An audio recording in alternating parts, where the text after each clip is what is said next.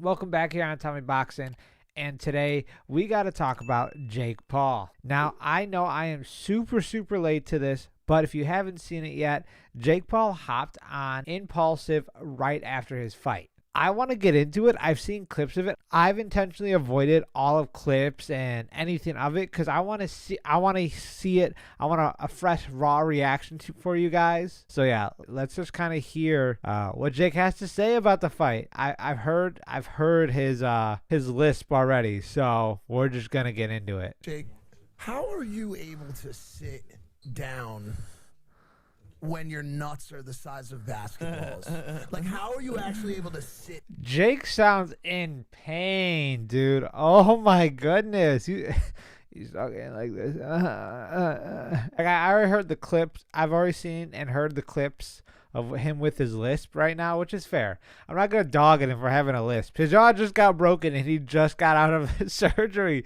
according to his mom a few hours ago. So, but God, I don't know. Who would hop on a podcast off rip?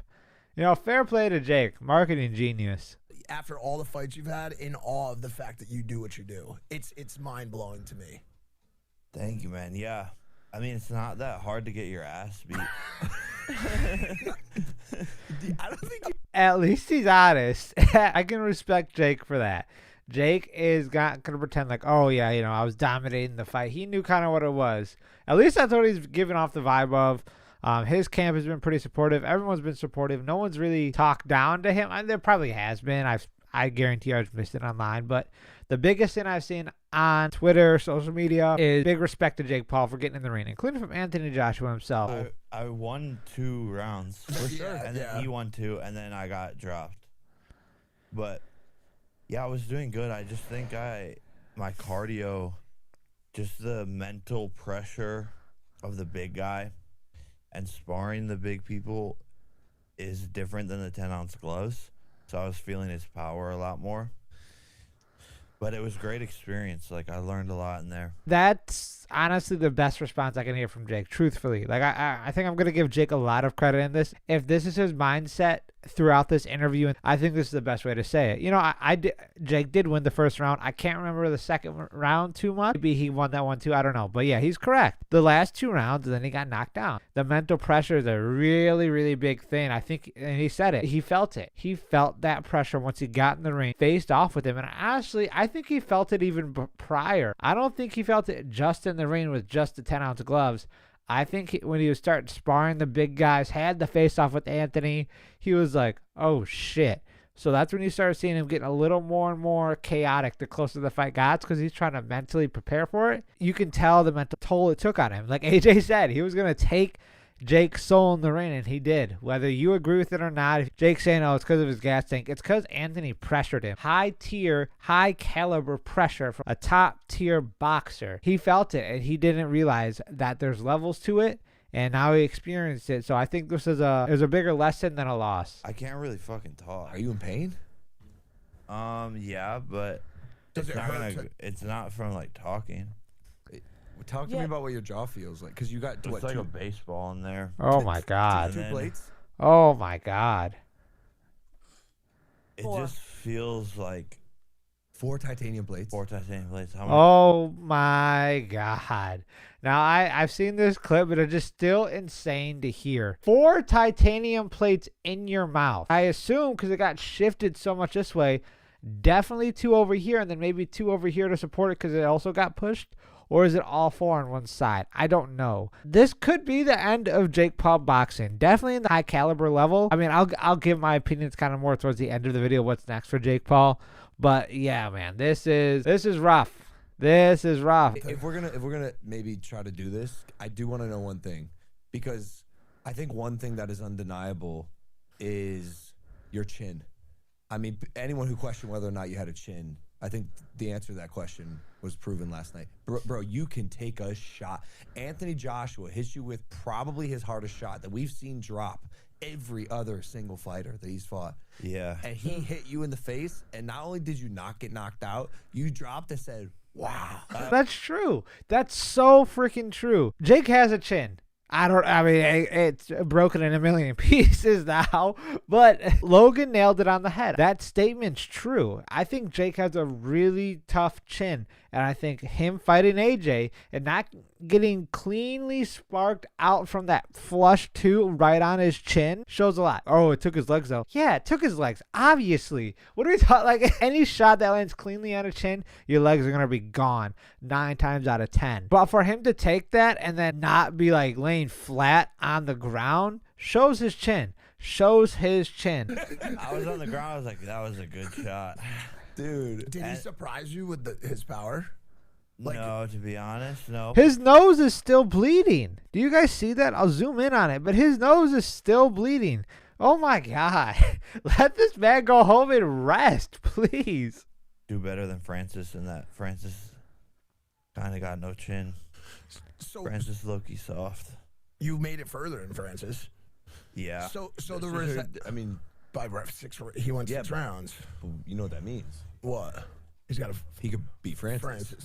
There it is. Yep, I knew it. I saw this on Twitter. I saw this clip specifically of them talking about Francis, him calling him soft, stuff like that. I guarantee you that Jake Paul is for sure going to go for that. Francis Ngannou fight, be like, look, I lasted longer than you. You suck, blah, blah, blah, which is fair. You know, I think that's still a dangerous fight, especially after recovering from such a severe injury. And Francis is still big. Let's not take away his weight. I don't think Francis is a better boxer than Jake. I think Jake is significantly better than Francis, but obviously Francis's power tenfold over Jake's, because we saw it last night that when Jake lands that flush 2 on it, his overhand that he throws all the time, it does not have any effect on a heavyweight. Still landed clean on AJ. He got AJ right on the chin, and then I think one time on the ear. Couldn't knock AJ out, and he realized that. He's like, shit. So I don't think he'll be able to knock Francis out, but maybe I'm wrong. I don't know. Not everyone's chin is the same, but at the same time, I'm like, if you couldn't get AJ with that same shot, I don't know if you can get Francis with that shot, but who knows? Who knows? Based on the logic. Wow, that's a good idea. You could be actually. Francis. I think maybe now he'll take it and be like, oh shit. Well, he has something to prove. Yeah. The resounding Twitter sentiment that just doesn't matter at all, but all the haters last night, their storyline was that you were moving around a lot, which I just Boxing? don't. I know. I just don't get it. Like, what do they expect you to do? So Joshua is gonna walk you down every time. Bro, unless I die, people will still hate me. It is so true. There's 2 pools. God damn it, Logan. You should have let Mike was about to get into it. Oh my God, that pissed me off. What did everyone expect Jake to do? He's like, we're boxing. Obviously, I'm the smaller man in this fight. Jake is not a natural heavyweight, so he has to come up, face one of a natural heavyweight, one of the biggest power punches in heavyweight, and you expect him to go toe-to-toe with him and shoot back and forth with one another? He's not Usyk. This is exactly what I expect from him. Jab, move, couple shots, move, like keep on his bike, keep on his bike. And he was for the most part. AJ's pressure got to him, but AJ's pressure in the first couple rounds, he was following instead of cutting. But nonetheless, Jake stick to his game plan. It didn't work. This fight was always a ticking time bomb just until that one clean shot landed. That's all we were waiting for, was the one clean shot. Of people in this fight, one pool is holy shit, mad respect to Jake Paul, what a fighter, absolute warrior. The other is fucking ran around the whole fight, shot takedowns, blah blah blah. Like, bro, God bless that latter group, because you guys are so fucking stupid. And like, I hope that life pans out for you, because if you're unable to see this fight for what it is, you have a level of dark hatred, black energy in your they're heart. just stupid. That is just a lot of them are just really stupid. That's and also fine. true. And that's fine, That's dude. also true. But like, let me ask you a question. That strategy is one that I've seen Floyd use constantly. Move around the ring, find your proper counter punches, and throw shots when it makes sense for you. The only thing that I'll say, take away from the internet for a second, is like, it seemed like that was what the problem was for your conditioning. You were moving a lot. It was just mental. Really? It was just like him imposing his will on me, and being massive and the big shots landing. And then, yeah, it pretty much all goes downhill from there. He brings up this mental toll a lot. So he must have, when AJ landed, had to be a jab, maybe to the nose. Because like I said, if you saw my other video, he had a broken nose from sparring those heavyweights. So AJ could have landed a clean jab right on Jake's nose, and it could have really messed with him. And then he started feeling his punches in those 10-ounce gloves. Even if it's on his guard, even when the shots missed, he probably heard that turbine of a wind passing by him. Because I can only imagine when you see a shot from AJ and it misses, you're like, thank you, Lord. He got to Jake. Whether you agree with it or not, I think Jake's admitted it. AJ got to him. He felt the pressure. He felt the anxiety. He felt the nerves. He said he didn't have anything on this, but it looked like it flipped. It felt like during that fight, all the pressure started to fall onto Jake in his mind instead of AJ. I wish I had more than 3 weeks, I think, to prepare, to maybe have, like, put on some more muscle to be able to, like, sit there and hit him, and then I should have gone to altitude to train. That was my biggest mistake. Do you feel good about your... Okay. So this you can't say that. You can't say, "Oh, I wish I only didn't have only 3 weeks." You were choosing these opponents. We all were in agreement that it was a big switch. So you can't complain that, "Oh, I wish I didn't only have 3 weeks." You were going for the heavyweights. You were going for the big boys. I think this is what happened. Netflix wasn't gonna let some journeyman slide. They only want big events, big moments to capture that. So they weren't going to let some journeyman who's 150 and come in or something like that. They wanted A-list names only, so they had a select few. Yes, I get it. You're right. We should put on more mass, but you were eating unhealthily to an extent. We saw him in a stream eating pizza to put on the weight, but he walks around like 200 pounds, maybe 215. I don't know. You should have been conditioned regardless. I don't think he was that far into his cut yet. It was still a ways away out, so... That only can come from going to altitude. To Colorado or something. And can I add that you were very sick for 10 days? No, we can't do this. Oh, God. He didn't sneeze 3 times, but that takes away from your cardio when you're recovering from illness. I think the camp wasn't 100%. Is that accurate? That's kind of what I was going to ask. Like, do you feel like it was your... Let's not start doing this. Don't start doing this. Don't start giving the excuses. He was sick. We saw with Logan. I sneezed 3 times.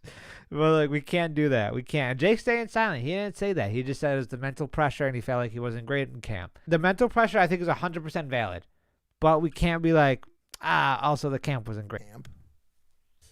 No, I mean, just because, like, I was weighing like 200 pounds when we confirmed the fight, and then I had to gain more weight.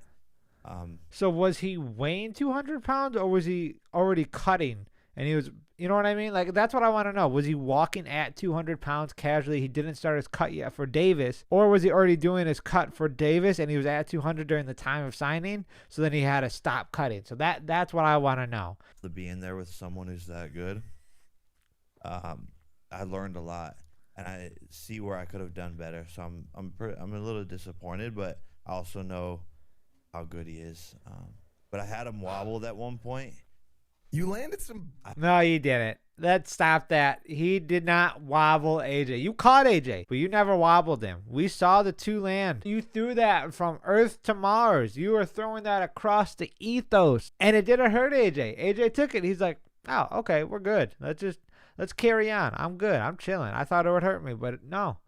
It landed as clean as it could, and it didn't work. So don't do that. I had him wobbled, and I was like, fuck, but he kept his hands up better this fight. You landed that right hand. Yeah. He did. Oh, thank you. Shout out to Jake for seeing that, because he did. AJ's defensive responsibility was so much better in this fight than it was in Daniel Dubois, and that's 100% credit to Team Usyk.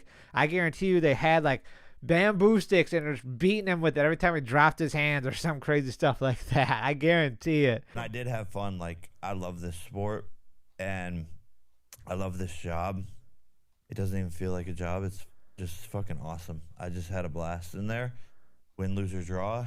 This sport has done so much for me, and I just am happy and grateful, and just all the life memories that are created through these fight weeks and everything that we've done is just super awesome, and I'm going to be able to look back at my life and just be really happy one day. Yeah.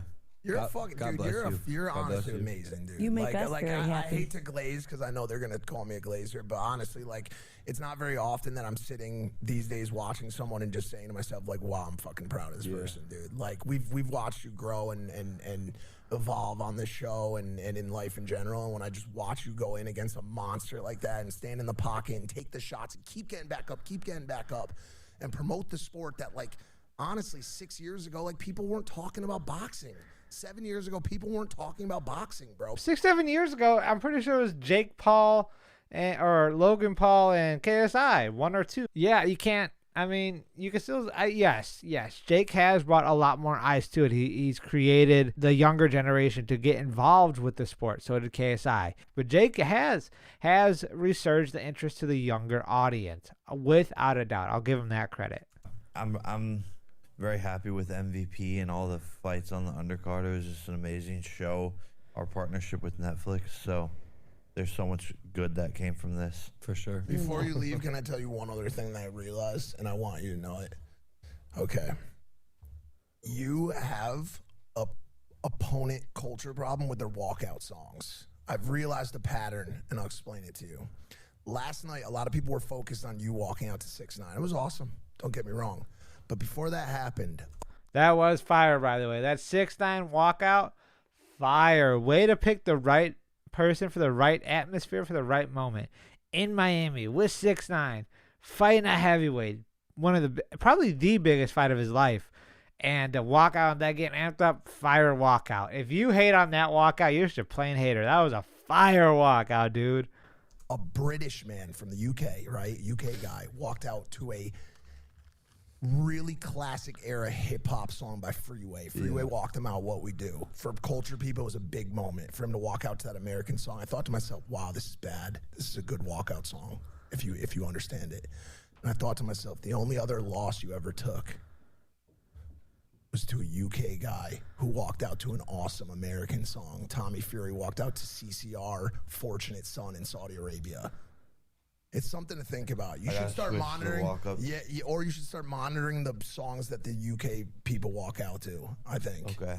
It's becoming a problem. Yeah. Put so that. you let in the contract. Just throw that piece of advice into here. You can just throw it right in there if you want. Is that the garbage? Yeah. That was, I don't know where Mike was trying to go with that, but yeah, that was kind of corny. Jake is so over it. He does not want to do this anymore. He said, fuck this. Look at his face. He does not want to be here. Looks like that's the end of that. I think that I'll go with that. Jake just said he wants to have some kids and stuff like that. He wants to obviously take some time off from fighting. I don't even think Jake should fight in the summer. I think he should wait till the fall, really give that extra time, and then, you know, start training in the summer again, like sparring. And then if you feel pretty good, then let's talk about like fall or something like that. Fall, winter. I think after this injury, and I think he's maybe feeling a slight burnout to an extent, as a fighter at least, not as a promoter, I think he's starting to get done with the sport. He doesn't know where he's going to go with it, but maybe I'm just a hopeless romantic, but I maybe this is more of a chance to get the KSI and Jake Paul fight finally. You know, KSI still has to get his hand injury. Jake Paul is recovering, so he's going to be out for a long time, and KSI can get his hand fixed, and then, you know, once they're both recovered from injuries, possibly. I think, why not? Jake's time is running out as a fighter, in my opinion. I think Jake is also burnt out. He wants to, you know, move on to other things, it sounds like. His girl, Yuka, she's moving down to Puerto Rico, so they're going to be building a new life, and maybe that creates kids, and then Jake wants to focus on being a dad, and then he also probably wants to just focus on building MVPs. He's done a great job already, but imagine if he was in it 100%. I don't see anything happening past 2027, truthfully, for Jake Paul. I see 3 fights, maybe. I don't know. I don't see why we can't get the KSI fight now. Let's get the Tommy Fury rematch, the KSI fight, and then, I mean, I really don't know what else. If you want to do the Gervonta fight, I guess you can do it. They can run it back. Yeah, the Francis fight too, duh. I'd love to see that fight. Francis is in his own world, and he fumbled the biggest bag of 2025 by not taking this fight. But yeah, Jake's going to be here for a good time, not a long time. I think we're going to start seeing the end of a chapter for Jake Paul as a fighter. And I'm very curious to see what his next moves are, more than anything, after this time off and recovery from his jaw injury or jaw surgery. But yeah, if you haven't yet, do me a favor, hit the like button. Go ahead, subscribe if you haven't yet. Hit that bell. And go ahead, let me know in the comment section below what you think is going to happen next with Jake Paul. And honestly, who he's going to fight next. We don't know. It's such an abyss right now. But yeah, that's all I got for you guys. I'll see you in the next one.